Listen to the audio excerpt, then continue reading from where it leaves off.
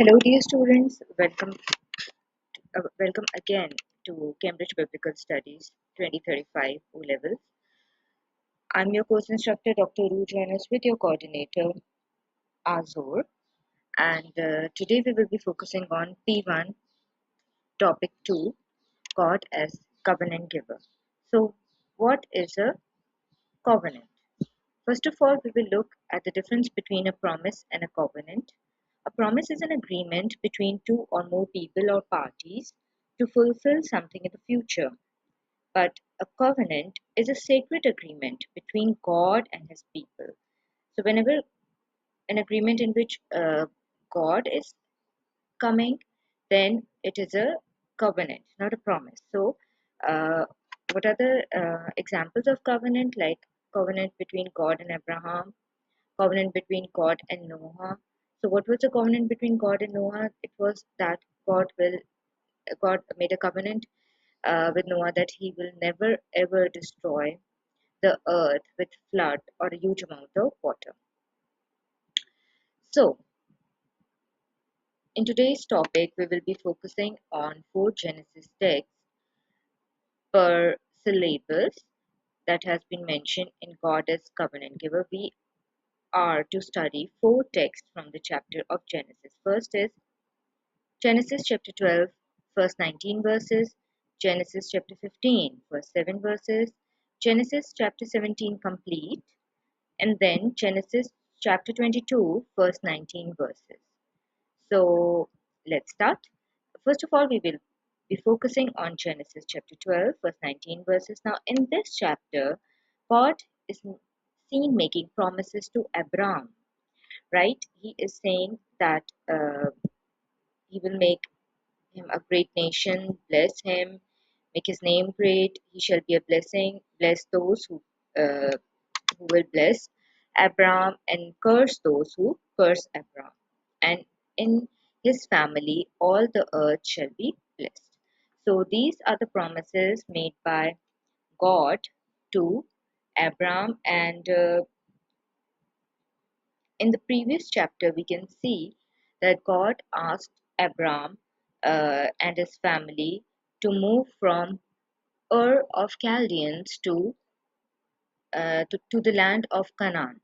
So, to understand that, uh, I have come up with a map.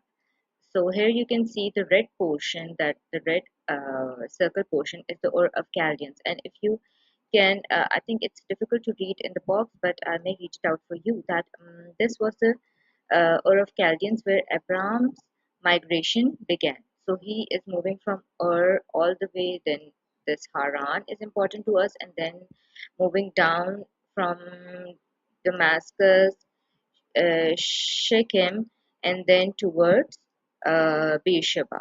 Like the end is towards Sukkot, but here we will be focusing on till Beersheba, right? According to the text of Genesis chapters, right?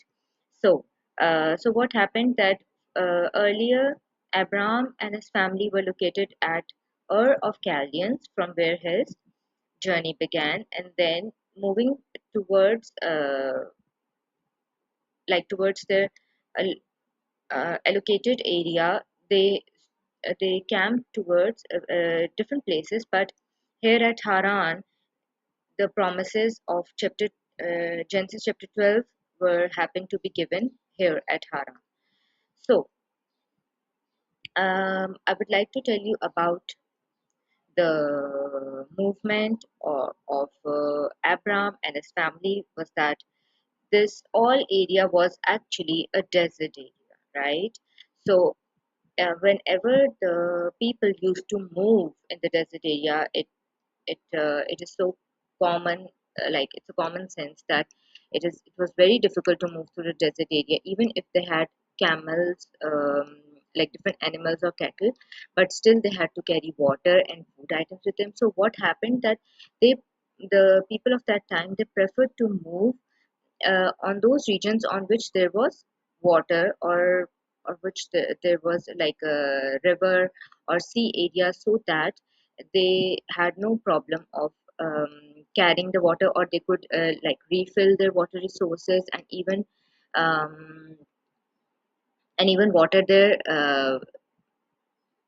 like their people, their slaves, their animals. So, and if you're reading your Bible, then you must know that the people of that time, they did not move as a solo person. They, when they were asked by God to move, they moved in whole groups, whole families, with their animals, with their slaves, like everyone used to move.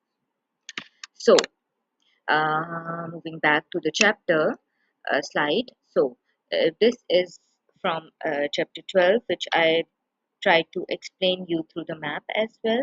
So, from Ur of Chaldeans, Abraham moved toward his like destination where he was promised, but in between, when he stopped at Haran, so these promises were given to Abraham by God.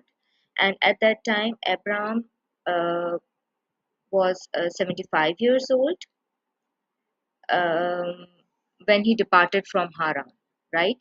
So the promises were given at Haran, and after the promises, he departed from Haran. Then he was 75 years old, and he took his wife Sarai and Lot, his brother's son. So this is important that these two people are mentioned, and all their possessions, just like I told you, all the people and all the slaves, all the cattle, everyone. They had gathered in all the people whom they had acquired in Haran, and they departed to go to the land of Canaan. Okay, so now moving towards chapter 15, first 7 verses. Now, Lord talks to Abraham in a vision. So, remember, students, you must remember and you must be very clear that um, no one has ever seen God. No prophet, no human being has ever seen God. So, whatever, like, whatever it's like it's written in the Bible that Lord said to Abraham, either they were hearing voices or they were seeing visions or dreams. So, in these different ways, God was communicating with them. But in real, nobody has ever seen God. This is very important. You must remember it by heart. Okay. So, in chapter 15, first 7 verses, now Lord talks to Abraham in a vision. Remember, students, in chapter 12 and chapter 15, the name is Abraham, Abram. Okay, so Abraham is seeing God in a vision, and Abraham has no heir. Heir means no descendant, no son. So what happened at that time was the generation name and generation like was transferred, or um, the generation was moving with with the name of the son. Okay, and for example, a person who had no son, what happened was.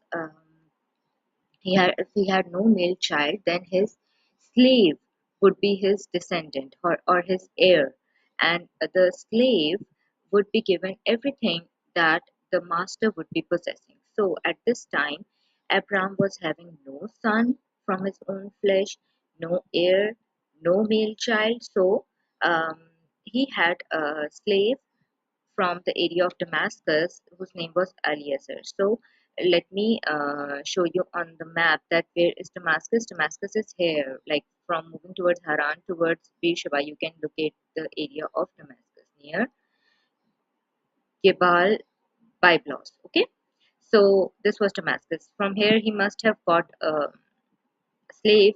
So the name of the slave was Eliezer of Damascus.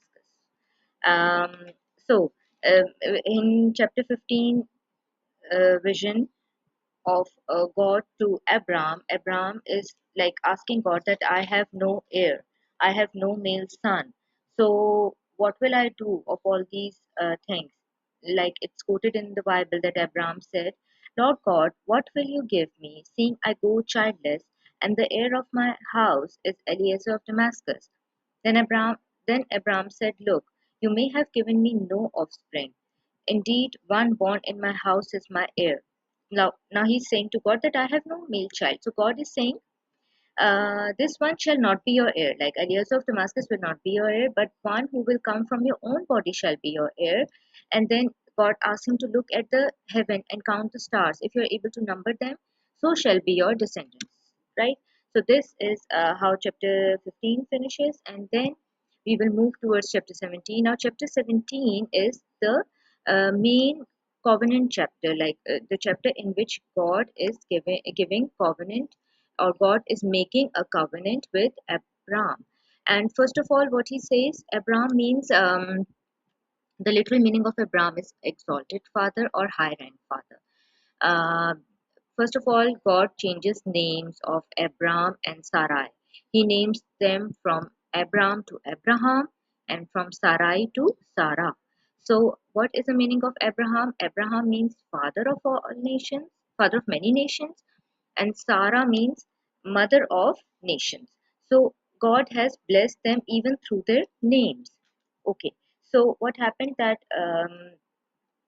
after changing their names, after blessing them with names, God is also making a promise to Sarai.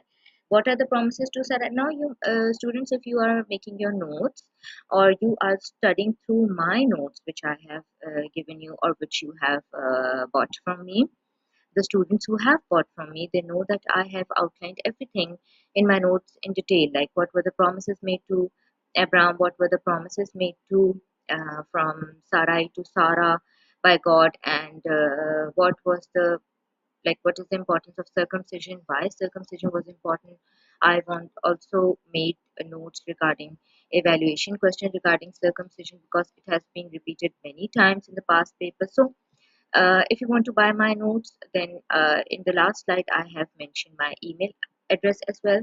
And if you want to make your own notes, you're more than welcome. You must, if you are making in your notes and you are in the practice of like compiling them, making them, then you must write the promises made to Abraham and the promises made to Sarah. So what were the promises made to Sarah? These are small points which you must write down, and when you write them down, make notes, then it will be easy for you to repeat them before the exam or memorize before the exam. So for Sarah, the promises were, I will bless her uh, and also give her a son, and she will be a mother of nations.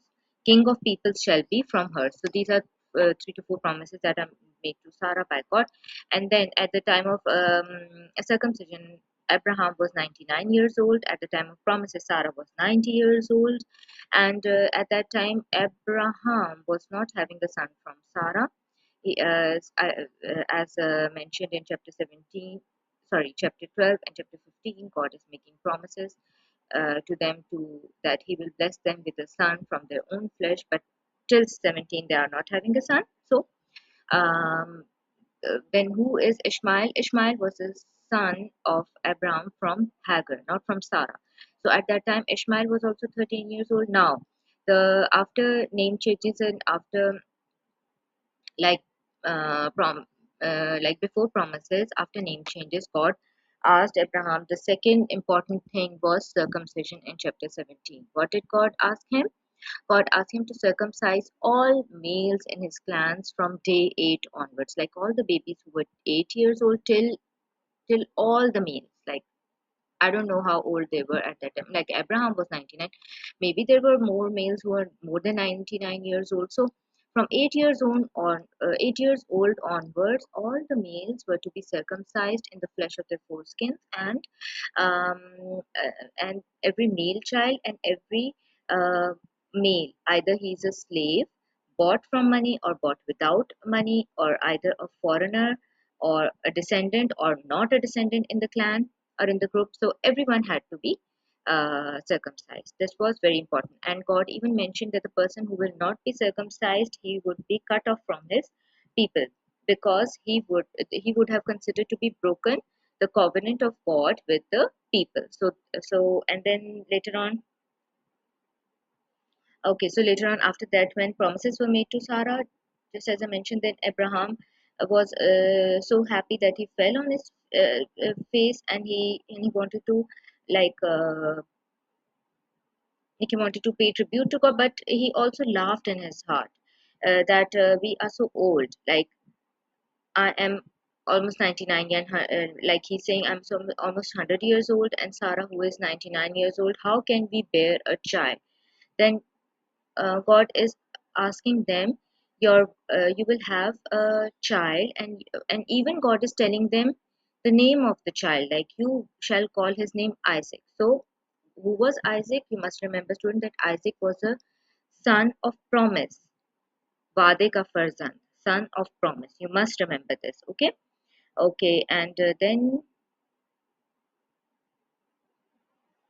so uh, after that, after when God had spoken to Abraham in a vision, and what happened that, or might be, okay, the vision part was in chapter 15, but here Abraham was seen, like God was seen talking to Abraham through a voice. So it was a voice, right?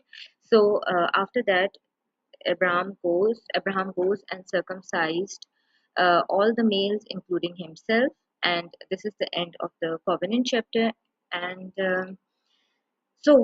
students, after that, in chapter 22, first 19 verses, there is testing of Abraham's faith. So, what happens in chapter 22 is that Isaac has been born after chapter 17, and Isaac is now like he's a teenager, he's a big child, he's not a baby anymore. Isaac has been born in chapter 21. You may read the remaining passages for your own understanding, but as they are not mentioned in the syllabus, so I will only stick to the syllabus. I will try my best to be like very precise. So, what happened that Abraham was asked by God again in uh, in a way that might be in a vision or through a voice, that he must take Isaac to the land of Moriah and offer him as a burnt offering. So, what is a burnt offering? Students, burnt offering is a sacrifice in which an unblemished means an animal without a blemish, without a mark, without any defect, like it can be a sheep, goat, ram, or bull. It was to be completely burnt on an altar and offered to God. Okay, so in Leviticus, which is not included in the syllabus, but I have extracted some types of, like all types of offerings for you. These were the offerings that were offered at that time: burnt offering, grain offering, peace offering, sin offering, and trespass offering. If you want to study about these offerings, you may read the chapters if you have time from Leviticus 1 to Leviticus 7. But I would, if you have time, then it's very good. But if you are short of time and you have a whole lot of syllabus to cover, then I would recommend you to just stick to my slides. They are more than enough. So Isaac was being asked to be offered as a burnt offering, and burnt offering, I have told you that in which the it was earlier it was like for animals, but it was the first time in for Abraham that he had to offer his child as a burnt offering. Now, students, you may know that how much Abraham loved Isaac, because number one, he was his own son, number two, he was the son of promise, and number three, he was born many years, like when Abraham was 100 years. So he was born at that time. So Abraham also used to used to see him as an heir or a descendant who would be his what can we say, his like uh, who can be useful in his old time and on his in his old age. So that is why Abraham used to admire his son a lot, and he was very important to him. But it was a big thing because God knew that how much Abraham loved Isaac. And God even knew that he had given Isaac to Abraham at a very late age, at which Abraham had no, like, had no, we cannot say faith, but he had no, like, a chance of being a father at that time. He was not sure of it, but God gave him Isaac at that time. So, um, but sometimes it happens in our life that the thing which is most dearest to us, when God demands it from us, then we must not step back. We must not show reluctancy. So Abraham's faith was so strong that he didn't move back. He didn't step back, and he didn't even say to God that God, he is my only son. What will happen if I will offer him to you? No, Abraham did not say anything. Abraham went on with his son from where he was located to the land of Moriah, and then you can read the whole story. The story is really very interesting. Do not miss anything. Read it again and again. Angel, and then when he was about to like offer Isaac as a burnt offering. Then angel stops him, lamb is provided, and then the name of place that Abraham uh, gave to that area is Lord will provide. So Abraham named that place as Lord will provide, and then God like promises him more promises through an angel that he will bless and multiply his descendants as stars of the heaven and sands of seashore. And even if he will possess gates of the enemy, like his descendants will have uh, dominance over their enemies. And in his seed, all nations shall be blessed. Seed means seeds relate to in the future to Jesus Christ.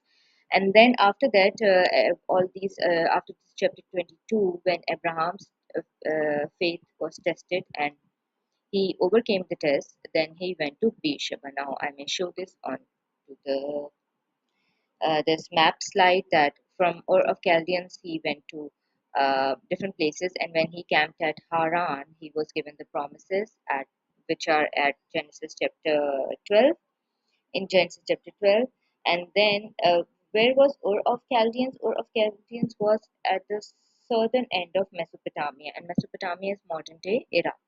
Okay, so this is the Persian Gulf. Persian means Iran. This Ur of Chaldeans was uh, it is modern day Iraq, and then it is the southern end of Mesopotamia. This is like Mesopotamia. And then moving forward towards Haran. Haran is 600 miles northwest to Mesopotamia, like it's the north area. And then from Haran to he had to move to Canaan, which was further 400 miles towards south. Now from north to he moved towards south, and from like from Ur of Chaldeans to Haran, it is almost 600 miles travel, and then from Haran to Canaan, it is 400 miles further. So it makes total from Ur to Canaan 1,000 miles. Okay, so I hope it is more clear on the map. Yesterday I posted a video, but I could not find a map. So today I found a map, and I thought to post it with you with a map, because in this way the things when we see it visually it becomes quite clear and easy to remember in the exam. So yeah, let's move in backward. Now we will be moving forward, not backward, sorry. And yeah, now in chapter 22, at the end of chapter 22, we see that Abraham went to Beersheba after that. So in the map, we can see now from Haran, after all this happened, then he, after his test of the faith was confirmed, and then he moved to Beersheba. So let me see from here. Uh, yeah, that's fine. Then he moved to Beersheba. Okay, towards southern region.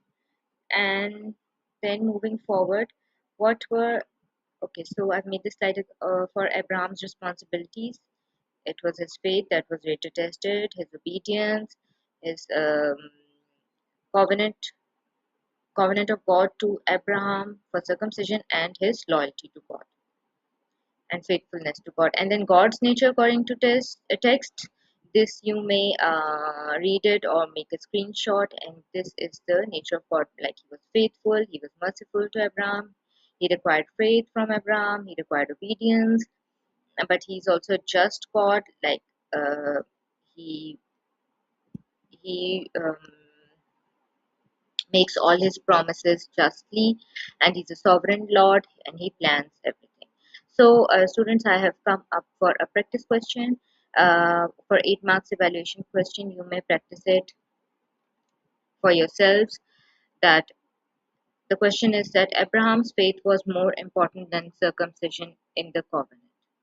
Assess the view to the question. So how will you solve this evaluation based question? Now I have made a slide in previous few slides. You may check them out how to solve an evaluation based question. So watching that video, you may try to solve it and practice it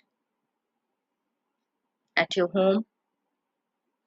And one more question that I have come up with is a knowledge based question.